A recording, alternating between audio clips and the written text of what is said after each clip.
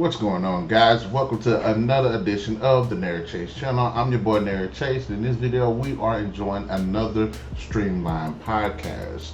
Sorry, I have to apologize. Last week we weren't able to upload the podcast. Unfortunately, some things end up happening, as well as happening this week. So, fortunately, it's going to be a couple of days late, but we go ahead and want to give it to you strong. Be sure before we get into it, we hit that like, share, subscribe, and that notification button to get the best of what we got going on this channel. Now let's start it up. Now we do have four interesting topics to discuss with you guys today. Four really interesting ones. First, we are going to be talking about the Rush Hour 4 that's supposedly in the works. The MultiVerse game that's it's going offline. We're going to be talking about Scott Pilgrim anime that is going to be developed by Netflix, and we're going to be talking about Teenage Mutant Ninja Turtles game, The Last Ronin, which will be inspired by God of War. So, without further ado, let's go ahead and jump into it. Next topic. Alright, guys. Now, Rush Hour 4 is a project that I've talked about before. I've talked with different people about it. I made a video about it before, and I'm on the fence about the Rush Hour 4 being in development. Now, that's not to say it's actually in development. There are talks about it, and there have been talks and plans for the last few years, actually. And not much has come of it, you know, whether it's been caught up in development hell, we can't get anyone to produce it, whether the actors aren't actually being able to commit to it, though both Jackie Chan and Chris Tucker have said they have expressed their interest in a fourth outing in the Rush Hour series. But unfortunately, I don't really think it's warranted. I like the Rush Hour films. I would say my favorite is the second one. And the third one, to a lot of people, is a bit of a disappointment, which I can see that in a lot of respects. There are some formulas that I wish that they would go with a Rush Hour 4. I wish they could kind of somewhat go in a different direction about. One of the biggest problems I had with the Rush Hour films, especially part 3, which I think highlights it the most, is the more the films, the series continued, the more it felt more like they were. It didn't feel balanced regarding to the themes of the films. And what do I mean by that? In the first film, it was the Asian villain, and it kind of delved into more Asian, it was more Asian themed because you had an Asian bad guy and it was Asian themed. And then the second one, it was they went to China and it was more Asian themed with Asian villains. And then the third film pops around, and it too followed that same thing, and almost every single one of the villains was tied to Jackie Chan's character, and I felt like Chris Tucker's character was a bit along for the ride, although he does have some good moments, and he does have some a lot of some input that actually progresses the films and everything. I feel like that if you're gonna have a Rush Hour 4, which I think the last time I read up on it, every time I go into Russia, I don't want them to go to Russia. I would like to have a villain that has ties with Chris Tucker's character, and it comes back to America. And there's a bit of a culture shock in these films where you do see Chris Tucker being delving more into the Asian culture, and you don't really see that much of Jackie Chan doing the same thing. And so I wanted to see that be a bit more of a culture shock right there, and see them kind of exchange cultures and learn from each other's cultures. Which again, you don't really see that in the with Jackie Chan's character, though you do see it with Chris Tucker's character. You see him trying to learn Chinese. You see him learning martial arts. You see him even dressing, quote unquote, dressing the style. But you don't really see that too much of Jackie Chan's character. And I do feel like, okay, if they are going to do another Rush Hour film, that the villain is going to be somehow tied to Jackie Chan's past, and it's just going to be a bit of a repeat formula. Now, the reason why I like part 2 more than I like part 3 is part 2 felt very like the stakes were higher, and yeah, there was a bit of comedy. I feel like the third film focused a little bit too much on comedy, and also with the film, the villains are the triads. So these are some pretty bad mamma jammas. You would think that the film will be much more large scale in terms of like action and story. I mean, if you're dealing with the triads, this is like potentially some John Wick type stuff. Even if you look at Lethal Weapon 4, where they had to deal with the triads, I believe the triads. It was some Asian gang, but I believe it were the triads. Theirs felt more large scale than those in Rush Hour 3. So I'm interested, but they definitely got to sell me on this one, because part 3, it could have been just so much more. I do feel like they're kind of doing this thing where they're going on this, and it's got me kind of worried about it, because they were saying they were going to Russia, and I'm like, so what? All of these Rush Hour films are supposed to be different culture shocks, because the first one is Jackie Chan going to America, Chris Tucker going to China, them going to France in the third one, and then potentially them going to Russia in the fourth one.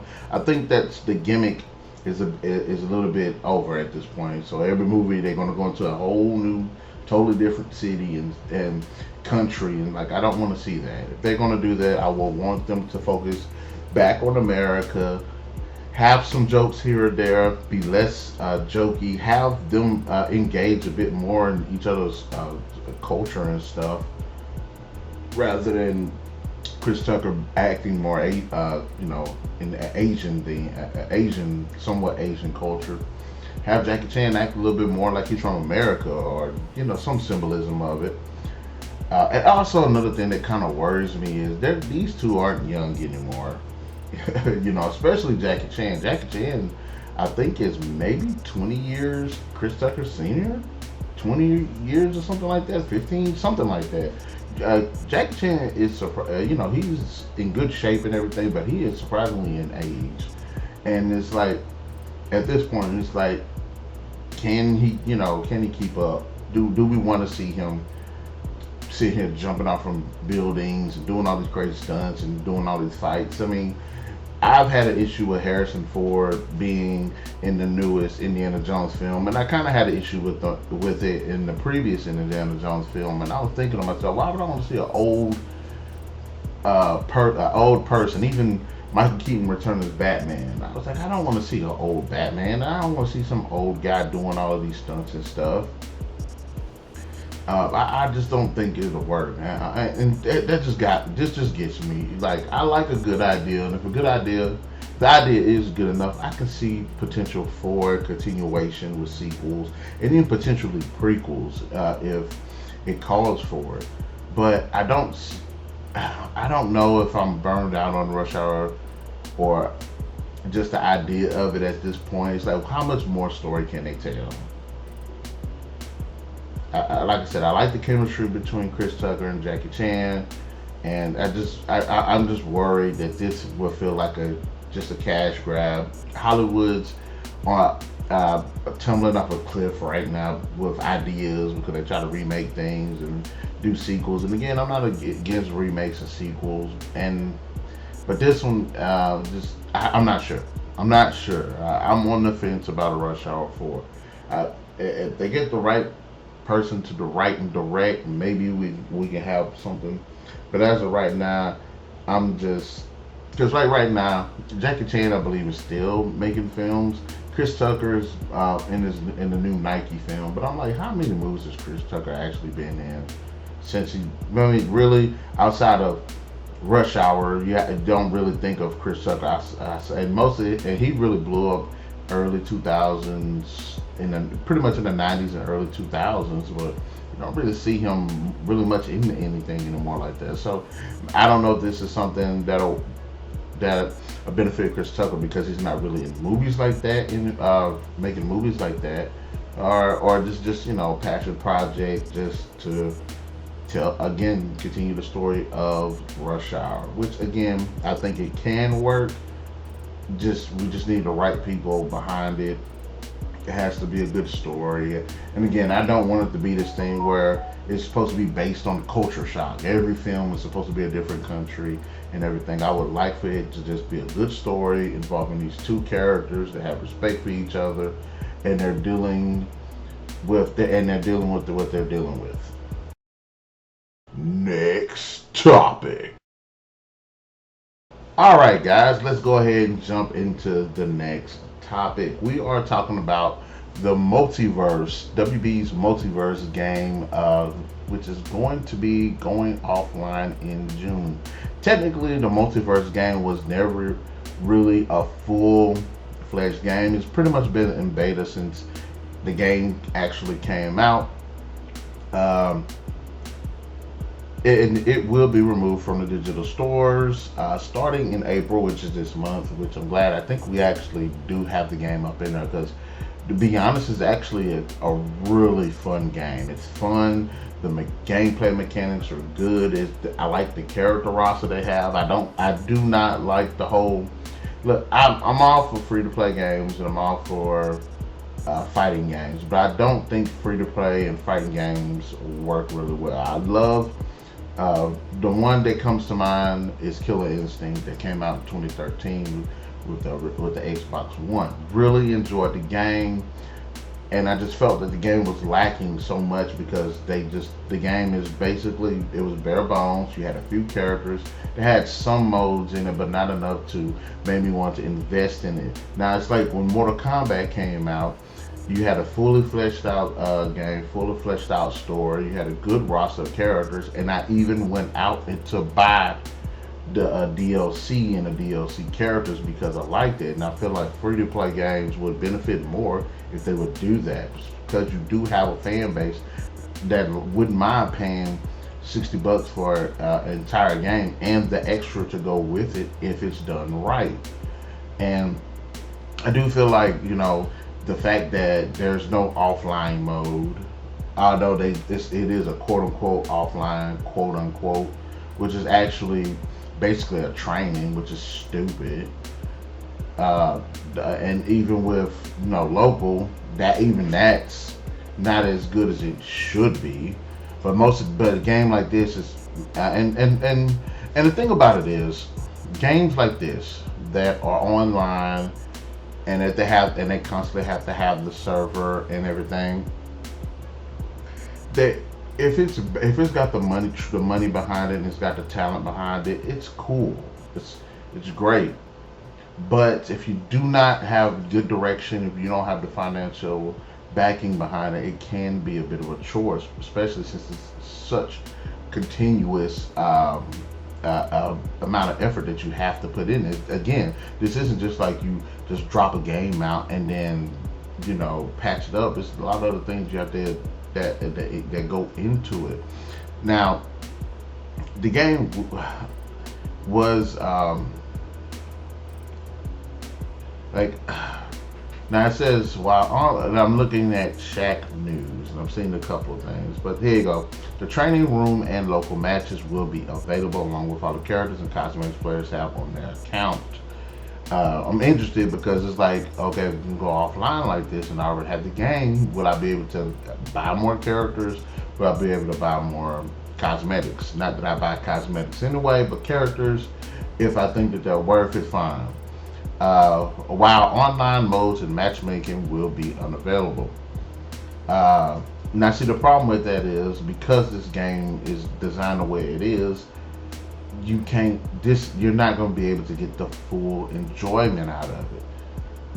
See, the difference why games like Super Smash Bros. Works and is so highly successful, and games like Mortal Kombat are highly successful, is the amount of content put into the gameplay outside of actually just buying the game and buying the characters. Where in this game, now that it is offline, because I am a more offline type person, gamer, than I am online. I do enjoy combat online through various games. Hell, I had a blast playing MultiVerse online. I thought it was really good, and I love the matchmaking. But the problem with it is, because it's forced offline at this moment, there are so many modes that could have been potentially put into the game at launch during development. Now we don't get that because it's gone offline. Now, that's not to say that they're not going to come back. They're not going to build up on this later on. They're not getting their footing and getting back on their game, get back on the grind or anything like that. But in the meantime, people will gravitate from this because honestly, training mode and the local battles are not enough to make the game fun. Make the game people come back for it. I mean, what is it play? When you play in games like Super Smash Brothers, when you play, you earn trophies, you earn characters, you earn different things when you play in the game like that. You don't get that in this game. Mortal Kombat, you get more complex story. You build up money to unlock other things. That's what makes the replayability so high. But just the training room and the local matches at this point, when we used to play Super Smash Brothers, when it first dropped for the 64, it was the local match. It was local it was local fun that kept the game entertaining, and it still can be very, very entertaining. Though I will admit, I can't sit there and play for hours and hours in the original one like I used to, because I demand more from my developers when it comes to these games, in which the later incarnations of Super Smash Bros. Did a fantastic job of building up and giving us more and more. Injustice Gods Among Us, the same thing. Mortal Kombat, the same thing. This is kind of one of the issues I kind of have with Street Fighter and Soul Calibur, that they all sit to these same formulas of making things look better without giving more replay value to it outside of the fighting. Now, the newer incarnations, I'm not sure. But the ones that I've played, and which are kind of what the latest one I played with Street Fighter was Street Fighter 4. The latest Soul Calibur game I think was 6, and I actually like 3 the best because 3 has so many different modes and a creative character and stuff like that. But so yeah, and that's not to say that other online these multiplayer games like this aren't doing the thing. Now there was one Brawlhalla is busting. It is on point. It is successful. They have a lot of great characters. Content wise, I still say it's a bit stagnant like this game, like MultiVerse and a lot of these other ones, but it's still popular enough to pull. But unfortunately, MultiVerse, it has an exceptionally good idea. I mean, this is WB. Think about all the freaking characters and all the IPs and brands that are under WB and DC.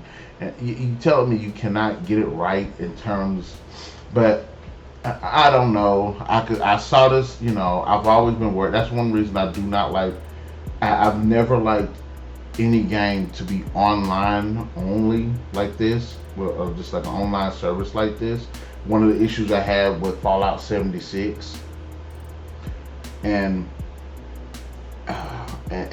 even with like playing like Halo, love Halo, but the multiplayer aspect of in the last 2 or 3 games was online. I don't like that, especially how successful the multiplayer was locally on the original 3.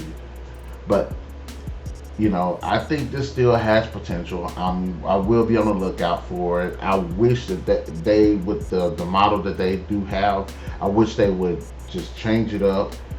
If you can't give us a story, which you can't get a story from a game like this, but give us a whole bunch of offline modes. Let's see, just in case some stuff like this happens, you can still play the freaking game and enjoy it and keep up the momentum of unlocking characters, unlocking costumes, which I believe this game does have certain challenges which will let you unlock certain costumes and stuff like that. But with the microtransactions and stuff, all of that, that I believe that just hurt the game. And I think based on some of the statistics that I've even read about, it's the people playing the game has dropped down significantly. So I can like I said, there's a lot that's going on behind the scenes which like I said, this game just could have been bigger and it could have been better. And I actually think it could have competed with Smash Bros, especially with that gameplay. The gameplay was just awesome. So we'll try to keep up with it and try to keep up with it and bringing the news concerning this, because like I said, I think it's actually a fun game, and it was one of the better games when it dropped, and I really enjoyed it. But hopefully we can see where they go from here. All right, guys, we are going to take a quick break. We're going to put on some good tunes, and we'll see you in a few minutes. Yeah, it's about time we get to that Fallout 2. We're going to show them boys how we do it out here. Y'all ready to go ahead and get it? Let's show them why we chosen. Yeah. A hard knocker like John, I'm a boxer. With one hit, I knock your name off the roster like Gorsko. From a man to a monster. Got skills as a doctor, charisma, a smooth talker. You heard my reputation, I'm not the man to mess with. The man with the check, which the man these factions check with. When them checks hit, Vicky's gonna be my best chick. For my village, I need to get the get quick. The competition's trying to get me to let go of my mission. Have me turn tail like a gecko. But they know I'm a thin the herd when they see that red glow. I'm for that tech though, as far as Voltec goes. Skill books, collect those, assign all my skill points.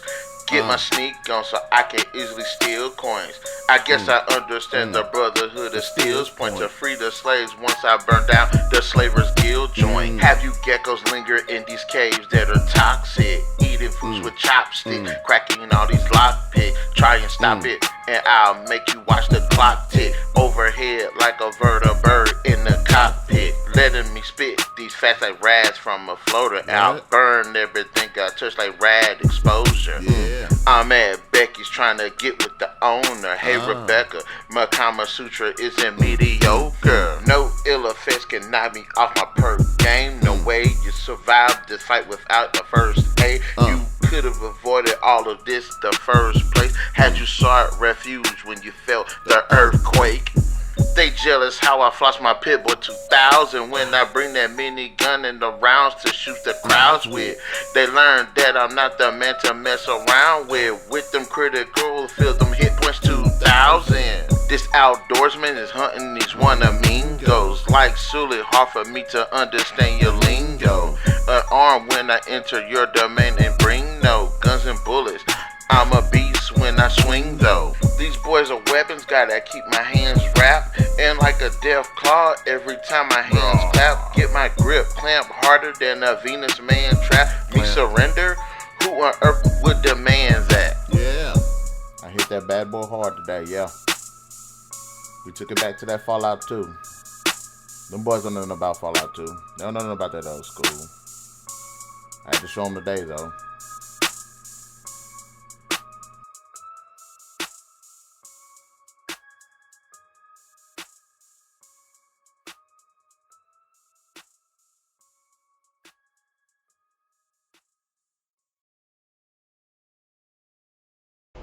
All right, guys, we are back. Now, let's get back into the podcast. Now, our third topic is a God of War inspired TMNT The Last Ronin game that is in the works. And I gotta tell you guys, this is phenomenal news. I've recently read The Last Ronin, and I haven't read many Ninja Turtle comics since I've been doing the whole, 3 month intervals. Recently just got from January to March, so I've been reading comics. And I read The Last Ronin, and I have to say it's one of the absolute best comics that I've read. I think it's personally up there with The Dark Knight Returns, Logan. Like it's a very dark tale in the TNT universe, and good God, it is absolutely awesome. Now, for those who don't know what it entails, is actually it actually follows one of the Ninja Turtles, which I'm not gonna say who, but all but one of the four turtles has been killed by the Foot Clan, leaving the lone survivor to seek revenge against the grandson of Shredder. It's absolutely a good read. It looks good. It's definitely something different that I've seen from the the Ninja Turtles. Originally, the original comics, they were pretty dark, and like I said, I haven't really read the comics. I've kept up with some of the television shows, which do present them in a much more kid-friendly environment, looked entertainment wise, more kid friendly. Though the 2003 was probably the darkest. Even still, that one was very very tame. But I can see this being in the vein of that. It goes so much more deeper, and it's very very very dark tale, and definitely this could work for the people that develop that are using God of War, especially the new God of War series, as inspiration to make this game. I think it will actually work. Now, there's a lot of things that we can talk about. Whether we're talking about, is it going to be open world? Are there going to be side missions? You know, the character in the comics carries the weapons from their fallen brothers. Are they going to have different fighting styles? Are there going to be a combination of fighting styles? Are we going to see? Is it going to play somewhat in the vein of like Arkham City, Arkham Knight? Which I would think, now that I'm saying that, would it be work more as inspiration from a Batman Arkham type, because they're Ninja Turtles, because they're ninjas and things like that? Which I could kind of see how it would work. It would benefit as inspiration from Batman, and I could see it as inspiration from God of War as well. So there is a lot of interesting points that we could go into this, which for those who don't know, they actually dropped a sequel series called The Last Ronin, The Lost Years, which I did not get a chance to read in time, but I'm interested to see what they're going to do with this. We have not, that I've seen a good Ninja Turtle game in a while, and I'm not saying that the new incarnations of the Ninja Turtles weren't fun games or new games, because I haven't played them.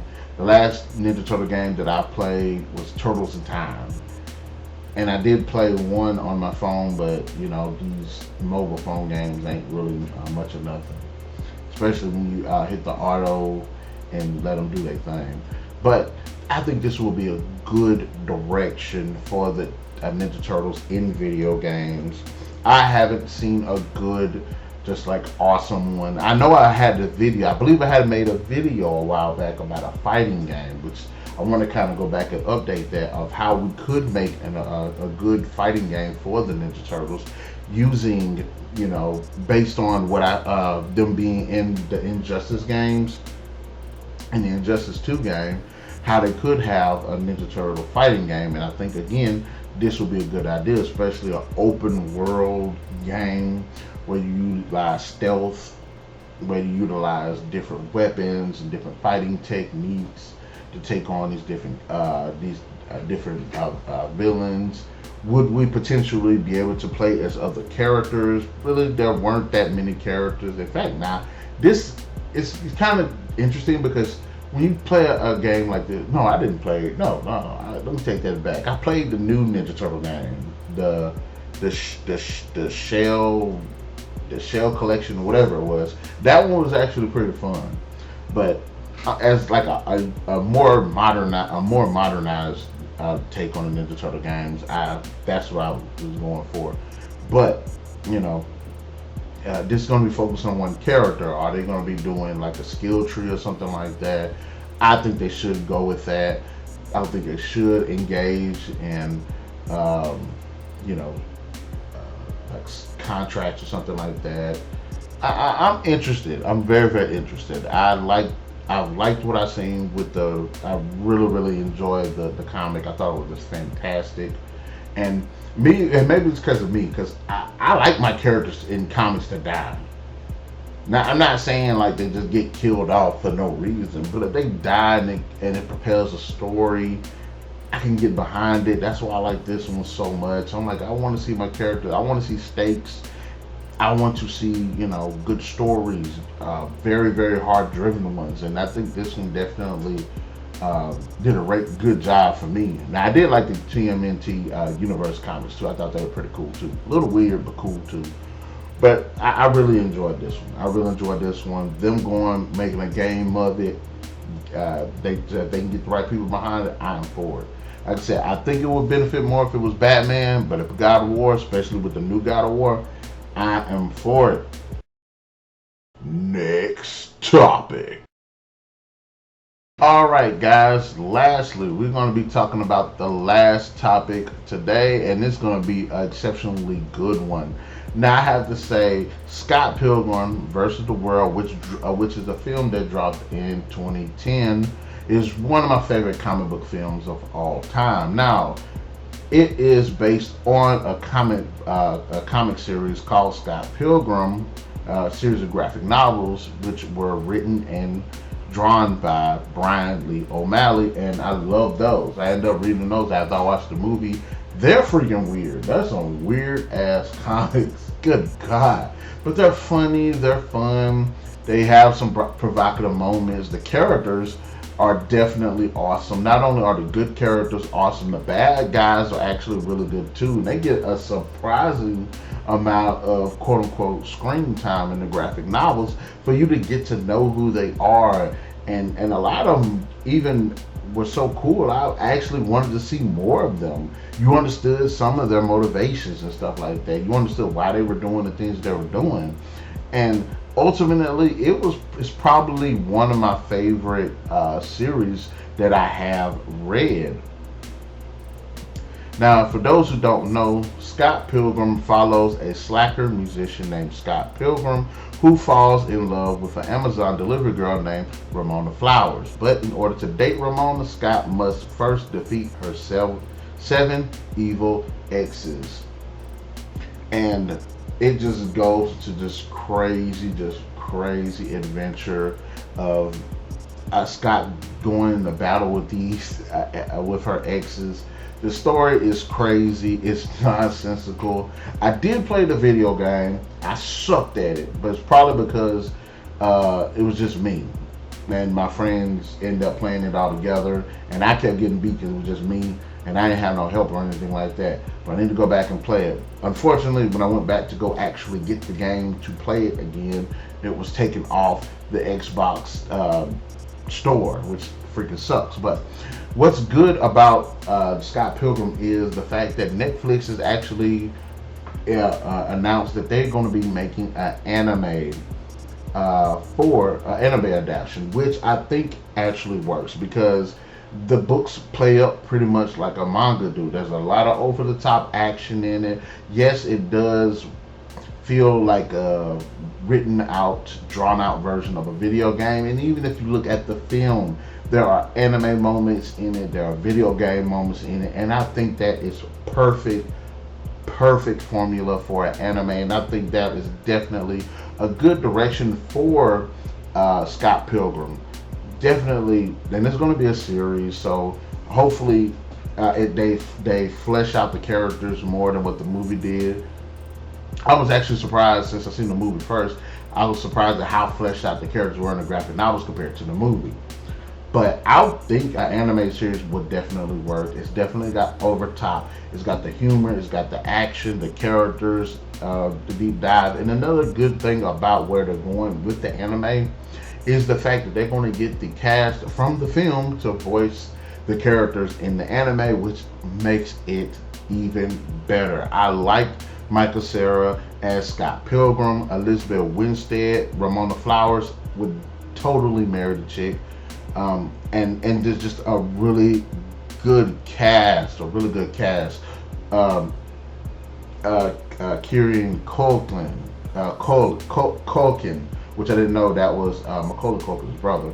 Chris Evans, Anna Kendrick, Brie Larson, Allison Peel, Aubrey Plaza, Brandon Roth, Jason Schwartzman, Johnny Simmons, Mark Webber, May Whitman. Look, it's got a great cast. Okay, it's got a freaking great cast. I mean, this is one of the best casts in a comic book film, and it's just to see that they're going to come back and just continue on with into the series, the anime series, which just makes it that much more sweeter. And I have to give it to Netflix. A lot of their anime adaptations of certain properties actually are really good. I haven't seen it yet, but Castlevania, I heard, is one of the best series that they put together in terms of adapting a certain property. I actually watched The Witcher. I can't remember the name of the Witcher anime. I really enjoyed it. There are other animes that they have done it's been really successful. They've done some that suck too, but most of the time their anime adaptations are actually really good. So I'm not bugging out on Netflix right here. I can only see them doing good with this. I'm also interested to see, are they going to use some of the music from the film? Because I liked a lot of the music that was in the film. Will they put that into the anime? I hope so, but I'm not sure. I think they are going to be coming up with the new original stuff, but as far as some of the ones that were in the film, I think it would work out really well if they would translate those to the anime as well. Now, there is no release date yet in terms of when it's going to be coming out, but just know that it's going to come out. And I like the fact that well, it looks like Brian Lee O'Malley will have some input in it, which I think actually is a good thing. So I love to see people that make the creators who create something be able to have some input into how their creations are adapted. So, and then it looks like they're actually going to expand a little bit more on the Scott Pilgrim universe. So that's a plus. That is a really good plus. So, all right then, guys.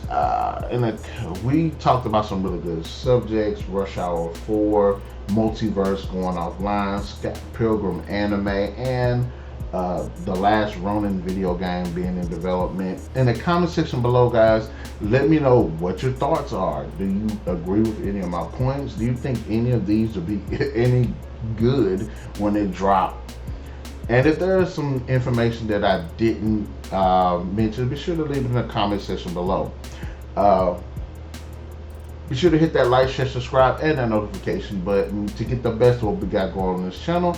And we're going to try to move the Streamline podcast. I was thinking about keeping it on Mondays, but I don't know.